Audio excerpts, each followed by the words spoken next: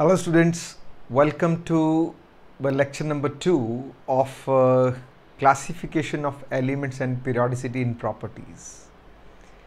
And in this lecture I am going to discuss a very important aspect, that is ionization enthalpy. With this we will be able to get a proper idea about periodicity. So I am going to discuss a periodic property. First of all, what is ionization enthalpy? Word enthalpy is used for energy. When there is exchange of energy at constant pressure, we generally use enthalpy. So remember, this is a way to express energy. Now ionization enthalpy is the minimum amount of energy needed to remove an electron from the outermost shell of an isolated gaseous atom so as to convert that atom into cation. See, this is M. M stands for some metal in the gaseous state, means this is in the isolated state, right? Isolation means it is separated from the atoms of its same type. Fine. Now, how much energy is needed to remove an electron from the outermost shell of an isolated gaseous atom to form cation? So when you have positive ion, after the loss of electron we get a positive ion known as cation. Now you can understand the minimum amount of energy required to remove most loosely bound, obviously from the outermost shell, electron from an isolated gaseous atom so as to convert it into gaseous cation is called ionization enthalpy, and sometimes we also call this as ionization potential. If you recall discharge tube experiment, in that we supply potential, we supply some energy in the form of potential which passes through the gas, and at particular stage we observe sudden flow of current, right? So when we supply energy, then at certain level of potential we observe sudden flow of current. That is basically the potential needed to ionize an atom.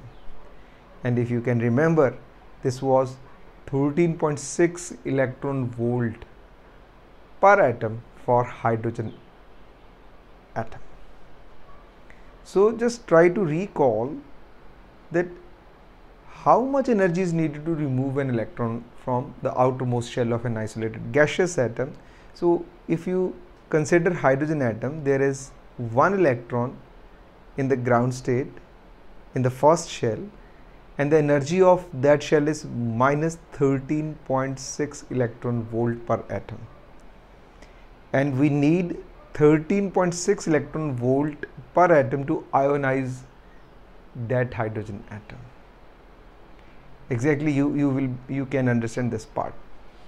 Now there is one important part, that is what are the units of ionization energy or ionization potential. Obviously, if you want to remove electron from one atom, it means if we particularly consider one atom, then this is electron volt per atom, which may be converted into joules per atom or kilojoules per mole or kilocalories per mole. So depending upon our requirement or discretion, we may use electron volt per atom, joules per atom, kilojoule per mole or kilocalories per mole. 1 electron volt per atom is 1.6 into 10 raised to power minus 19 joules. And if I multiply this with 10 to minus 3, this will become kilojoule. This is for 1 atom. And if I multiply it with the Avogadro number 6.022 into 10 raised to power 23, I will get value of ionization potential in kilojoule per mole. This will come out to be 96.49 kilojoule per mole. Now you can see here 1 electron volt per atom is 1.6 into 10 minus 19 joule per atom, and I convert joule into kilojoule, and for 1 mole you multiply this with Avogadro's number, then the value is in kilojoule per mole. It is 96.49 kilojoule per mole. Then if you want to convert it into calories, 1 calorie is 4.184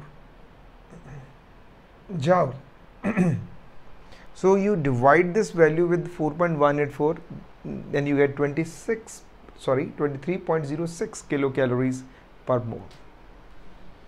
Now there is another term, that what is successive ionization enthalpy. Here I have taught first ionization enthalpy, how much energy is needed to remove 1 electron from the outermost shell in the gaseous state of an isolated atom, and the symbol for this is delta H. This is delta H. I stands for ionization enthalpy, H for enthalpy. So this is ionization enthalpy, delta I H, and 1 represents first ionization enthalpy.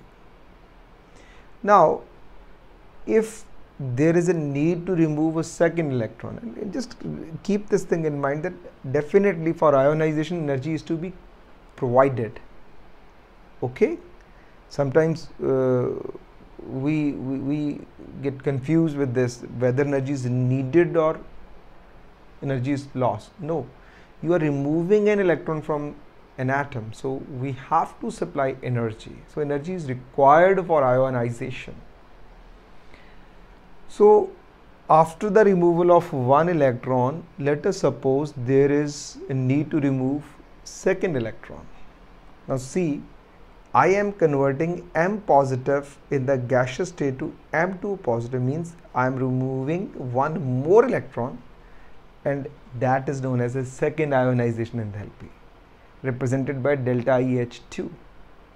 If there is a need to remove the third electron, that is obviously removed from the +2 state, C, and this is known as a successive ionization enthalpy. Now next term is, what are the factors which are affecting or governing the ionization enthalpies? So there are 5 main factors which rules this ionization enthalpy. First is atomic size.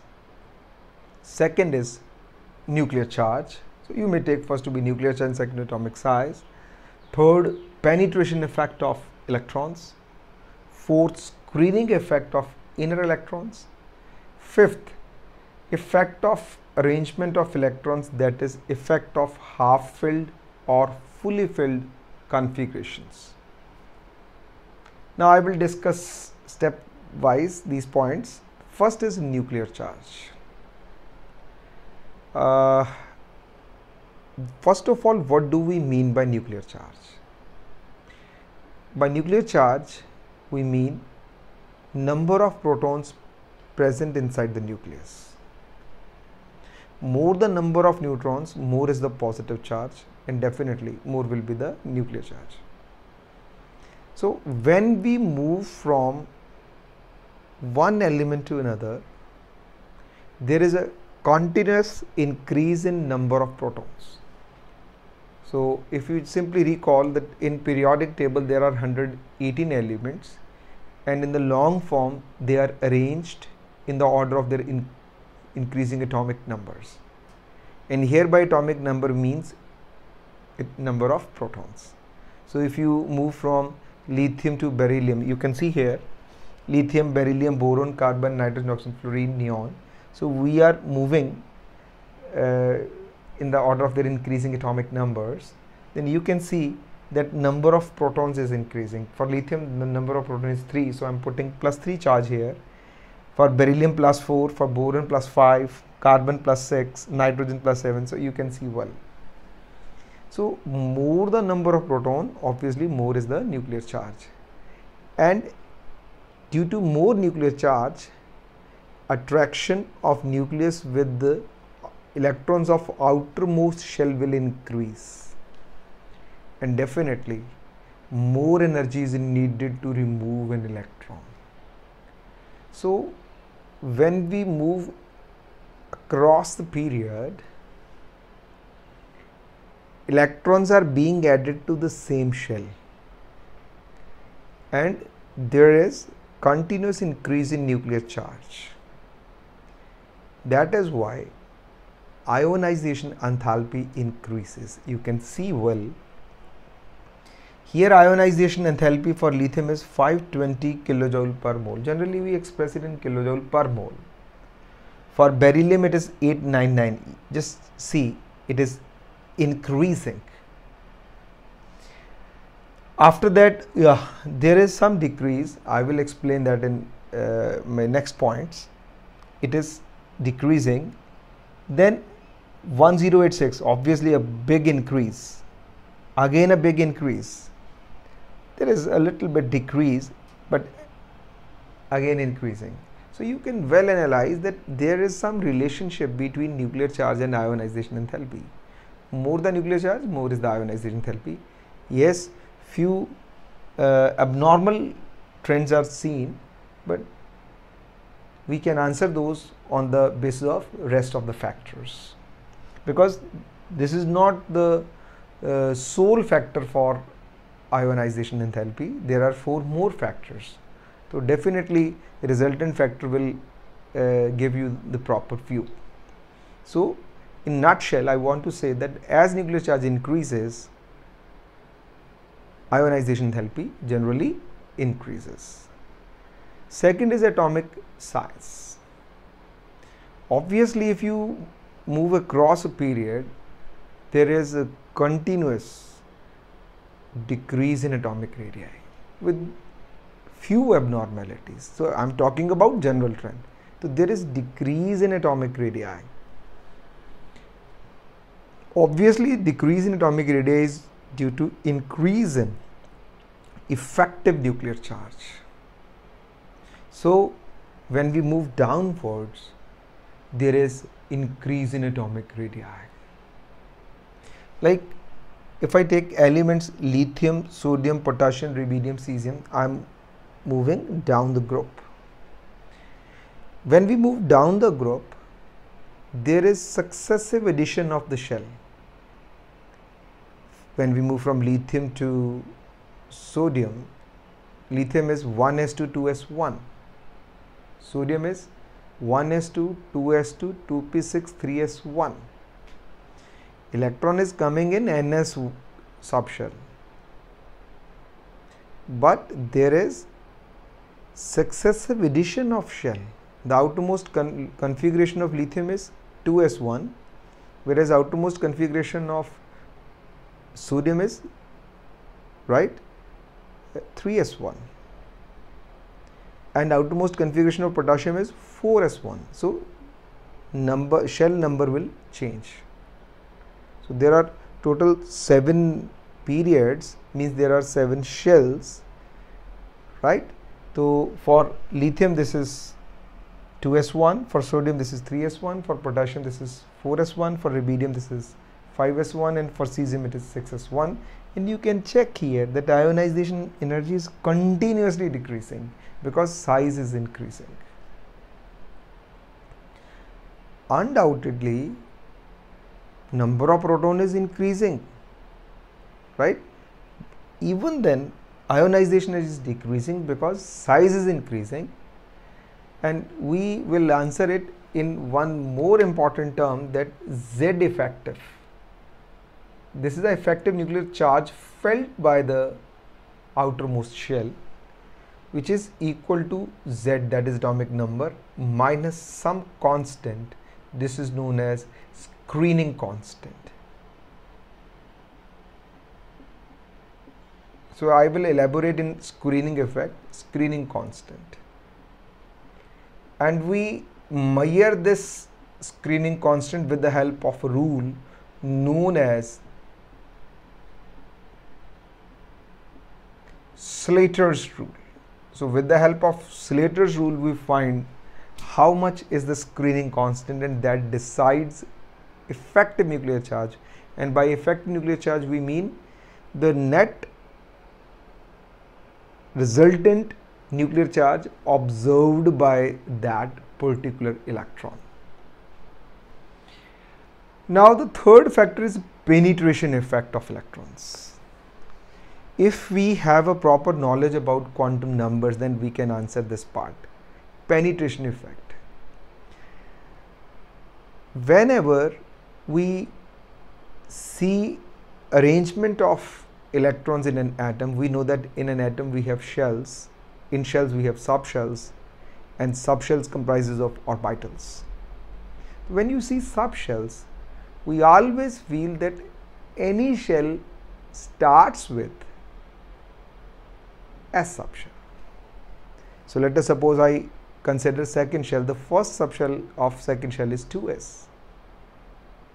Then comes 2p. If I take third shell, this is 3s, 3p and 3d. Fourth shell, first subshell is 4s. So S subshell is always nearer to the nucleus.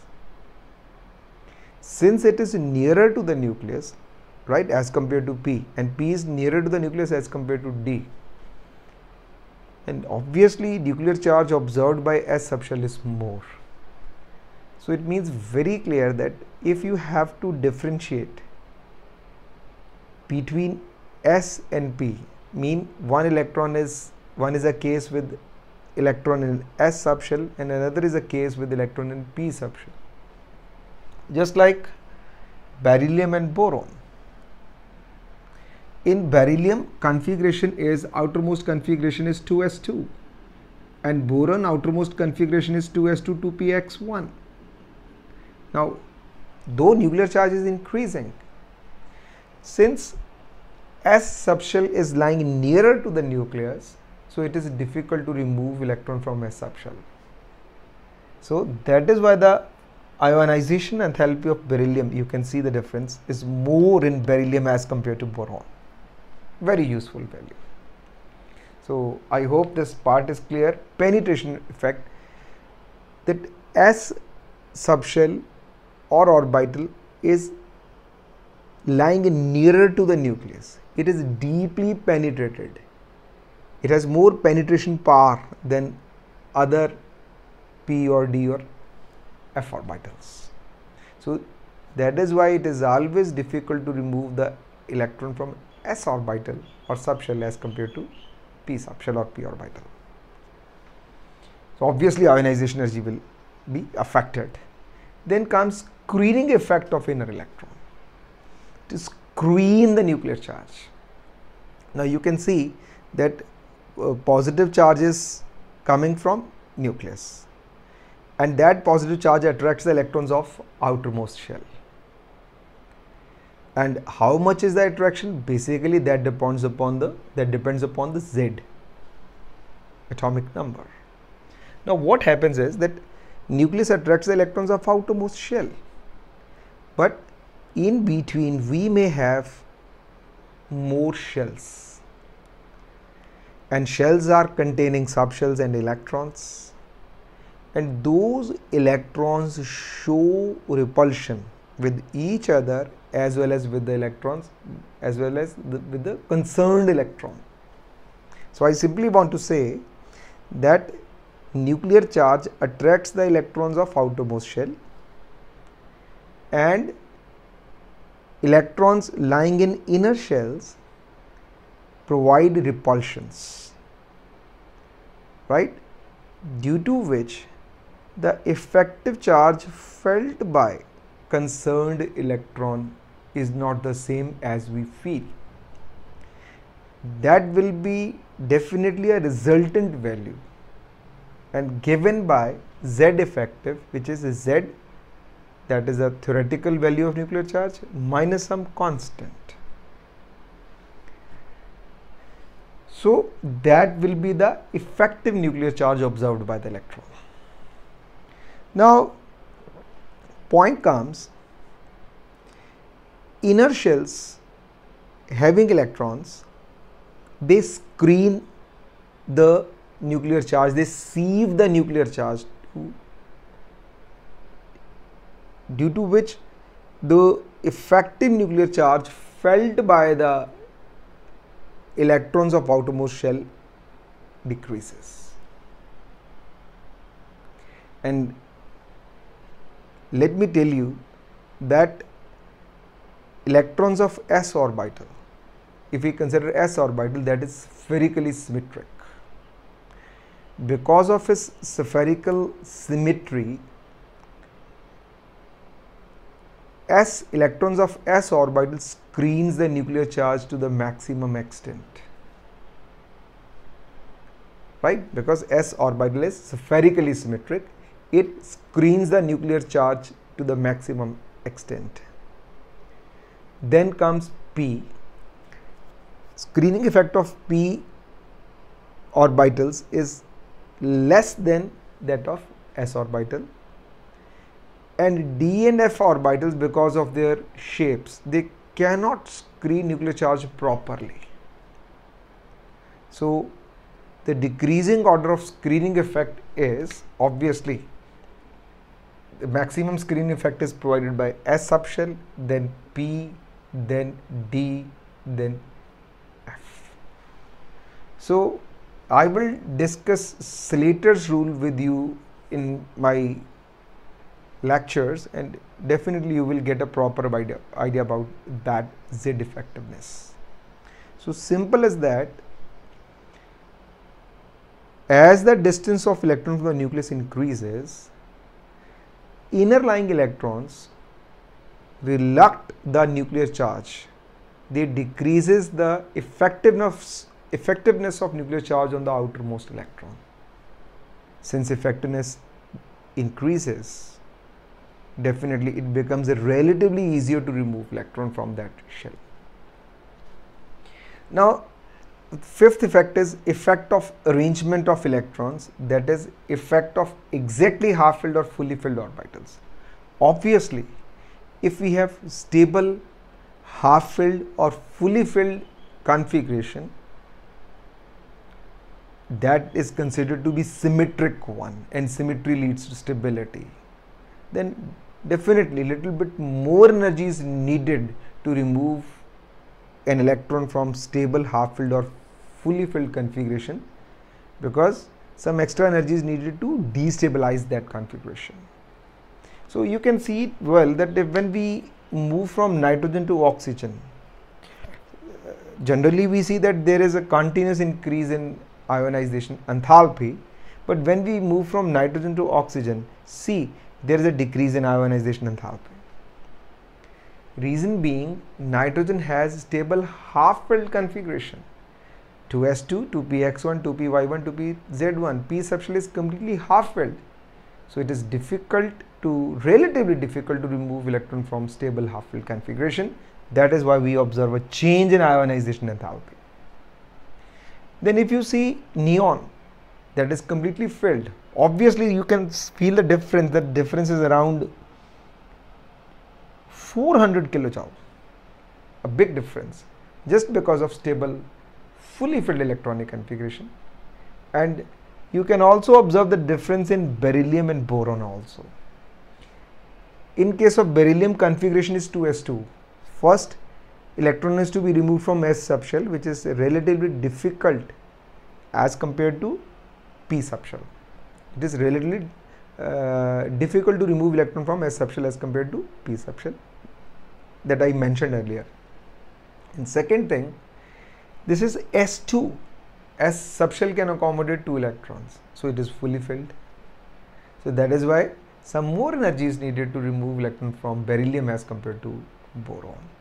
So these are the main 5 factors on which ionization enthalpy depends, and by critically analyzing these points we will be able to answer number of questions. So in my next lecture I will discuss trends of ionization enthalpies, first ionization enthalpies and of successive ionization enthalpies, and definitely you will enjoy a lot in my next lecture. Thank you very much.